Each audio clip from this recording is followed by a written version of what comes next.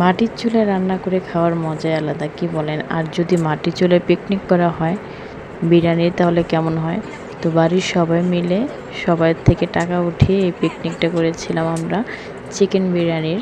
আর এই চিকেন বিরিয়ানিটা করেছিল যে আমার বড় ননদ। ও চিকেনগুলো জাস্ট এখানে যে মশলাগুলো থাকে, চিকেন রোস্টের মশলা নিয়েছিল এবং চিকেন বিরিয়ানির মশলা নিয়ে দেন এখানে যেটা বলে টক দই এবং অন্যান্য মশলা যে থাকে এগুলো নিয়ে ম্যারিনেট করে নিয়েছিল। আর ও এখানে যেটা করেছে, এখানে পেঁয়াজ কুচিগুলি করেছে, জাস্ট পেঁয়াজগুলো ভাজতেছে আর কি। আর এই যে পোলার চালগুলো এগুলো আমি ধুয়ে টুয়ে কেটে দিয়েছি, ও জাস্ট রান্না করতেছিল। আর এখানে যে থাকে আমাদের বাড়ির চাচা, উনি হেল্পিং হ্যান্ড, উনি এখানে নিয়ে আসতেছিল নারকেলগুলি। তো এই আর কি, ওর সাথে বসে বসে আমরা সবাই গল্প করতেছিলাম আর রান্না করতেছিলাম। তো ওর পেঁয়াজগুলো করে শেষ, তো পেঁয়াজগুলো ভেজে দেন করেছে যে মাংসগুলো যে ম্যারিনেট করে রেখেছিল প্রায় 1 ঘন্টার মতো, ওইটা দিয়ে ও কষাবে অনেকক্ষণ। তো আমি বলতেছিলাম, যেটা বলতেছে ভাবি আর কিছুক্ষণ কষানোর পর তো টেস্ট অনেক ভালো হয়। তো অনেকক্ষণ মানে রাগিয়ে কষাচ্ছিল। তো আসলে যে কোনো খাবারই বলেন বেশিক্ষণ কষালে অনেক স্বাদ হয়। আর এই যে লার্কি চুলা যে রান্না হচ্ছে, লার্কি চুলা রান্নার মানে খাওয়ার কিন্তু টেস্টই আলাদা। তো এর মধ্যে আলু দিতে হবে, সেটাও আমার হাজব্যান্ডের আবদার ছিল। তো আমাদের শ্বশুরবাড়ির ফ্যামিলিতে জয়েন্ট ফ্যামিলি যেহেতু, সবাই একসাথে, ওরা চাচাতো ভাই বোন সবাই মিলে যখন একসাথে হয় তখন ওরা কোনো পিকনিক বা কোনো পার্টি অ্যারেঞ্জমেন্ট করে। সেটা হোক বারবিকিউ বা এরকম বিরিয়ানি, মানে বিরিয়ানির যে পার্টি। তো সব সময় তো করা হয় না, তো দেখা যায় যখন কোনো অকেশন বা যেটা বলে ঈদে হয় একসাথে, তখনই আমরা এরকম হুটহাট কোনো একটা ডিসিশন নিই যে এই করবো। তো এখানে আলু দিচ্ছিলাম আমার হাজব্যান্ডের জন্য, বলতেছে আমি আলু দিয়ে খাবো। সো ওর জন্য এক্সট্রা আলু আমি কেটে দিলাম। আর আমার ননদ ও ভেজে নিচ্ছে, আমি বললাম যে একটু লবণ দিয়ে দাও, তো একটু লবণ দিয়ে ভেজে নিচ্ছে। আর এখানে যে মাংসটা কষিয়ে রেখে দিয়েছিল আসলে, ওটা আর কি ও মানে এটা আবার দিয়ে দিল। তো এইভাবে দেওয়ার পর চালগুলো আবার পরে অ্যাড করে দিবে। তো কথা বলতে বলতে যেটা বলতেছিলাম, যে আসলে আপনি একসাথে যদি ডাল ভাতও খান সবাই মিলে মিশে, দেখবেন যে ওই খাওয়ার স্বাদ অন্যরকম বেড়ে যাবে। রান্নাটা খারাপ হলেও কিন্তু খাবার খেতে অনেক শান্তি লাগে। লাস্ট 2 ইয়ার্স মানে আগে যেটা করেছিলাম আমরা সবাই, এক ডিম মানে ডিম ভুনাটা এবং ডাল, এবং সাথে ছিল আলু ভর্তা। আমার যারা পুরনো ভিউয়ার্স তারা জানেন, আমার চ্যানেলে বা আমার পেজে দেওয়া আছে।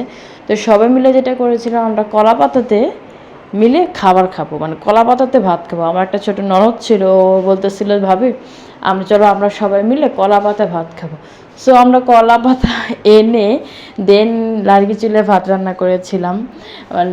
তারপর ডিম ভুনাটা আমি করেছিলাম এবং আলু ভর্তাটা করে দেন আমরা সবাই মিলে একটু একটু ট্রাই করছি খাওয়ার। মানে এটা যে কি একটা শান্তি, সেটা লাখ টাকা দিয়ে শান্তিটা পাওয়া যায় না। আর যেহেতু আমার শ্বশুরবাড়ির ফ্যামিলি জয়েন্ট ফ্যামিলি, সো ওরা সবসময় কোনো অকেশন বা কোনো সব কিছুতে ওরা একসাথে হয়। এবং মাশাল্লাহ প্রায় 20-25 জনের মতো ফ্যামিলির হয় সবাই। দেখা যায় আমাদের শ্বশুরবাড়ির ফ্যামিলিতে সবাই মনে হয় যে একটা বিয়ে উঠান মানে আছে, এত হইচই বা এত তো এটা আসলে সচরাচর সব জায়গায় দেখা যায় না। সো এটার জন্য অনেক ভালো লাগে আমার কাছে। তো এরকম আমি বসে রান্নাঘরে গল্প করতেছিলাম আর আমরা রান্নাটা দিয়ে বসিয়েছিলাম, মানে সব কিছু অ্যারেঞ্জমেন্ট বা কাটাকুটি করতে করতে আমাদের বিকেলবেলা আমি স্টার্ট করেছিলাম। তো বিকাল থেকে আমরা রান্নাটা বসিয়ে দিয়ে দেন আমাদের সন্ধ্যার একটু পর, এশারের নামাজের পর আমাদের রান্নাটা কিন্তু কমপ্লিট হয়েছিল। তো এরকম করতে করতে কথা বলতেছিলাম আর ও রান্না মানে ও জালটাও সম্পূর্ণ সব কিছু ওই করতেছিল। তো এখানে যে চাল ছিল, চালটাও পরবর্তীতেও দিয়ে দিবে মানে কষানোর জন্য। চালটা দিয়ে দেন কষানোর পরেও আবার পানি দিয়ে দিবে। এখানে পাশে পানি, গরম পানির জন্য রেখে দিয়েছে যে ইয়েতে দিবে। তো গরম পানিটা দিয়ে দেন যেটা হবে কিছুক্ষণ সেদ্ধ হতে দেব। তো এখানে যেটা হয়েছে, পানিটা একটু কম হয়ে গেছে। ও যখন চালটা দিতেছিল, দেওয়ার পরবর্তীতে শুধু নাড়তেছিল, একটু পানি দিয়ে নাড়তেছিল। তাই আমি বলতেছিলাম তুমি একেবারে পানিটা দাও, হয়তো বুঝতে পারিনি।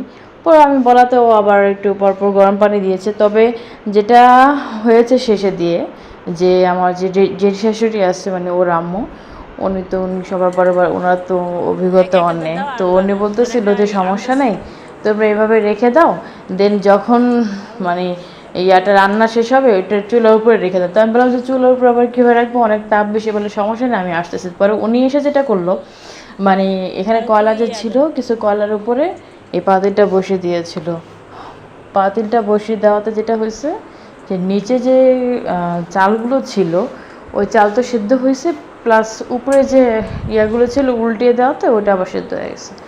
আর বিরিয়ানিতে সবসময় যেটা করবেন, মানে আমি আমার টিপস থেকে বলছি, একটু কাঁচামরিচটা বেশি দিবেন, যেটা একদম বিরিয়ানি একটা মানে ফ্লেভারটা চেঞ্জ হয়ে যায়। বিরিয়ানির তো স্বাদই কাঁচামরিচটা অনেক ভালো লাগে। তেহারি বা বিরিয়ানি বললেন, তো রান্না করতে করতে আমাদের প্রায় সন্ধ্যা হয়ে গেছিলো। উঠানে মুরগি ছিল, মানে একটু একটু একটু ক্লিপ আপনাদের ভিডিও ক্লিপ দেখানোর ট্রাই করছিলাম। তো আপনাদের জন্য অনেক কষ্ট করে ভিডিও বানাই, কিন্তু আপনারা কেউ আমার ভিডিও লাইক কমেন্ট শেয়ারও করেন না। কেন করেন না বলবেন তো, যে কী সমস্যা, লাইক কমেন্ট করতে তো আর হাত ব্যথা হয় না। তো যাই হোক, তো এরকম করতে করতে কিন্তু আমাদের এই যে রান্নাটা প্রায় কমপ্লিট। এই যে দেখতেই পাচ্ছেন, যেটার কথা এখন বললাম যে কয়লাটা নিচে দিয়ে দিছিল এবং উপরে পাতিলটা দিয়ে দিছে, দেওয়ার পর ওনারা ঢেকে দিছে। তো বিরিয়ানিটা রান্না করার পর মানে যখন আমরা যারা মানে যেটা বলতেছিলাম যে সবাই মিলে যে পিকনিক করেছিল, তো বাড়ির কয়েকজন মিলে টাকা উঠিয়ে চাঁদার মতো দিয়ে দেন ওরা বিরিয়ানিটা করেছিল মানে আয়োজন। সো দেন যারা টাকা দিয়েছে সবাই প্লেট নিয়ে আসছে, আর এই যে আমাদের যে শাশুড়ি ওনারা বেড়ে দিচ্ছে ওনাদের যে মানে প্লেটে। তো এই আর কি। তো বিরিয়ানিটা খাওয়ার পর যেটা মনে হলো একটু স্মোকি ফ্লেভার, জাস্ট একটু কয়লা বা লার্কি চুলা তো রান্না করার স্বাদই অন্যরকম। আর যেহেতু কয়লা মানে উপরে দেওয়াতে আমার কাছে মনে হচ্ছে এটা একটি smoky flavour, just smoky flavour মনে হচ্ছে, যে ধোয়া ওঠা গরম বিরিয়ানিটা খেয়ে স্বাদই মানে আলাদা ছিল।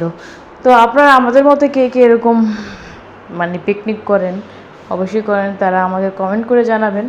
আর আমাদের এই ভিডিওটা কেমন লেগেছে অবশ্যই কমেন্টে বলবেন। যারা এতক্ষণ ধরে আমাদের পাশে ছিলেন তাদেরকে অসংখ্য ধন্যবাদ। আল্লাহ হাফেজ।